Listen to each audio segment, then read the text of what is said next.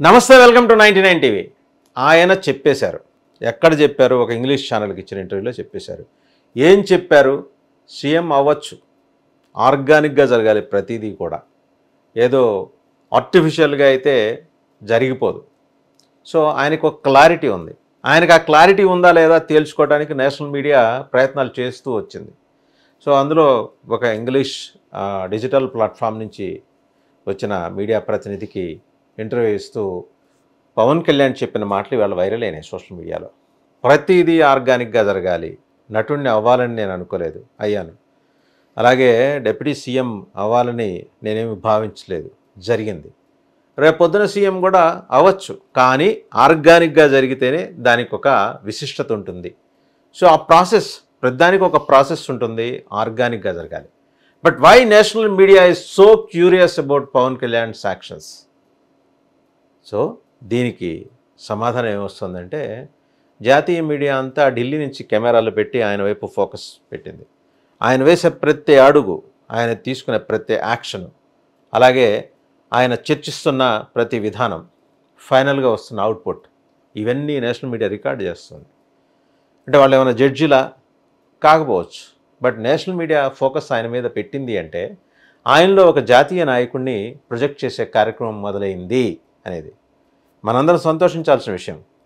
తెలుగు రాష్ట్రాల నుంచి జాతీయ స్థాయిలో ఎదిగిన నాయకులంటే మనం చూసుకుంటే, స్వాతంత్రానంతరం చూసుకుంటే, స్వాతంత్రానంతరం కూడా మనం పోస్ట్ 80sలో చూసుకుంటే మనకు కనిపించేది పివి నరసింహారావు గారు కనిపిస్తారు, నీలం సంజీవ్ రెడ్డి గారు కనిపిస్తారు, ఎన్టీఆర్ కనిపిస్తారు. అండ్ జాతీయ స్థాయిలో ఫలానా ఒక కూటమికి, ఏదో ప్రతిపక్ష కూటమికో లేకపోతే ఇంకో అలయన్స్కో చైర్మన్గా చంద్రబాబు గారు కూడా కనిపించారు. వెంకయ్యనాయుడు గారు ఉన్నతమైన స్థాయికి వెళ్ళారు.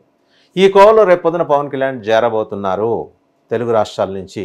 ఇది నిశ్చితం, ఖచ్చితంగా జరిగేది అనే ఒక ఇంప్రెషన్ అయితే జాతీయ మీడియా దేశ ప్రజలకి ఆ మెసేజ్ని డిస్మినేట్ చేస్తూ వస్తుంది. ఒకసారి మనం ఉత్తరాది రాజకీయాల్లోకి వెళ్దాం. లాలూ ప్రసాద్ యాదవ్, ములాయం సింగ్ యాదవ్, నితీష్ కుమార్ జాతీయ స్థాయిలో ఎదగాలనుకున్న ప్రాంతీయ పార్టీల నాయకులు. ఇవాళ ములాయం వారసుడు అఖిలేష్ యాదవ్, సమాజ్వాదీ పార్టీ, ఆయన జాతీయ స్థాయిలో ఎదగాలనుకున్నారు, కానీ అదొక ప్రాంతీయ పార్టీయే. ఇంకా ప్రాంతీయ భావజాలం మధ్యలోనే ఆ ఎస్పీ కొట్టుమిట్టాడుతూ ఉంటుంది. ఏ మాటకు ఆ మాట చెప్పాలంటే బహుజన్ సమాజ్ పార్టీ ఇవాళ ప్రాభవం లేక అలా బూజుపట్టి పక్కన ఉండిపోయింది, కానీ బహుజన్ సమాజ్ పార్టీ కూడా అధినేత్రి మాయావతి కూడా చక్రం తిప్పినవారే. అంటే ఒక ప్రాంతీయ నేపథ్యం నుంచి వచ్చి జాతీయ స్థాయిలో చక్రం తిప్పిన. మరి ఆ కోవలోకి వస్తే తెలుగు రాష్ట్రాల్లో చంద్రబాబు తర్వాత జాతీయ స్థాయిలో తన ఇంపాక్ట్ని చాలా బలంగా చూపిస్తూ వస్తున్న నాయకుడు పవన్ కళ్యాణ్. విభిన్నమైన పార్శ్వాలు ఉన్నాయి ఆయనలో. ఆయన గురించి చాలామంది చాలా రకాలుగా మాట్లాడుతూ ఉంటారు. ఏంటంటే నిశ్చితంగా ఈ పాయింట్కి ఆయన కన్ఫైన్ కారు. ఇవాళ ఉన్న స్టాండ్ రేపు ఉండకపోవచ్చు.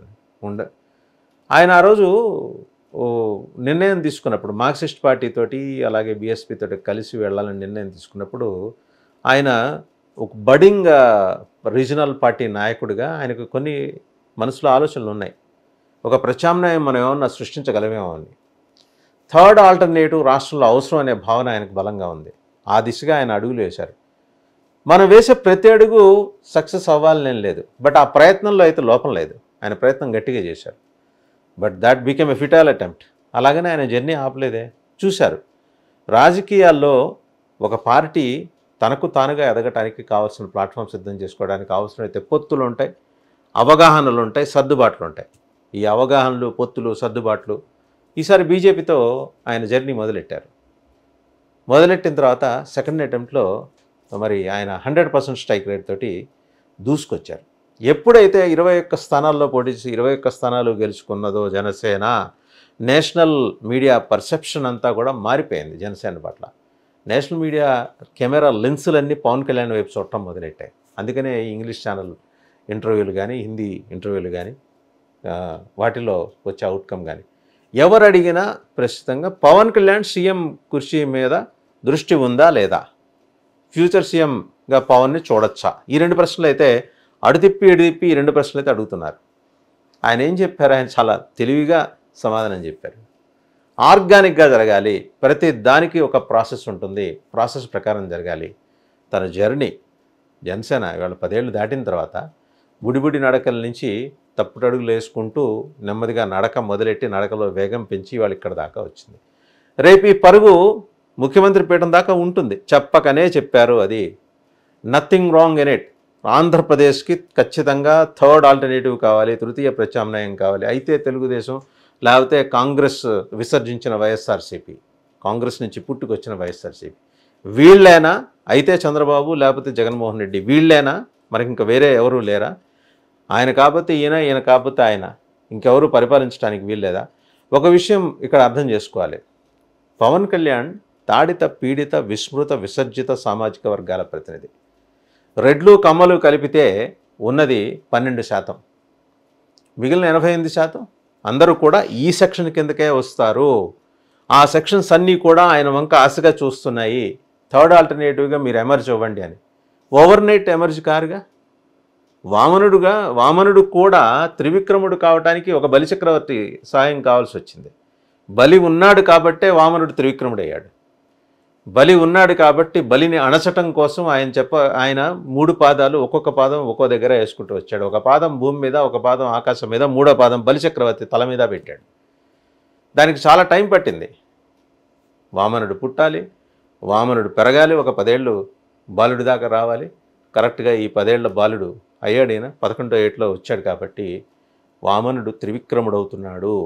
త్రివిక్రముడయ్యి బలిచక్రవర్తి తల మీద పాదం మోపి ఆంధ్రప్రదేశ్లో ఒక థర్డ్ ఆల్టర్నేటివ్ని చూపించబోతున్నాడు అనే అంశాన్ని నేషనల్ మీడియా ఆ నరాన్ని పట్టినట్టుగా లోకల్ మీడియా పట్టలేకపోయింది. లోకల్ మీడియాకి ఎంతసేపు కులాలు, వర్గాలు, వైషమ్యాలు, లేకపోతే ఇంకో ఇతరత్ర కక్షలు, కార్పణ్యాలు, ఇవి కాదు. ఒక నాయకుడిని ఐడెంటిఫై చేయటం ఎలా, అది నరేంద్ర మోడీ చేశారు ఎన్డీఏ సమావేశంలో, మేరే పీచే పవన్ నాయన్ అన్నప్పుడు. అలాగే ఈ అంశంలోకి వచ్చేప్పటికీ మీడియా ఐడెంటిఫై చేస్తుంది ఫ్యూచర్ సీఎం పవన్ కళ్యాణ్ అని. ఆయనేం చెప్పలేదు నేరుగా, అర్థం చేసుకునేవాడికి అర్థం చేసుకున్నంత.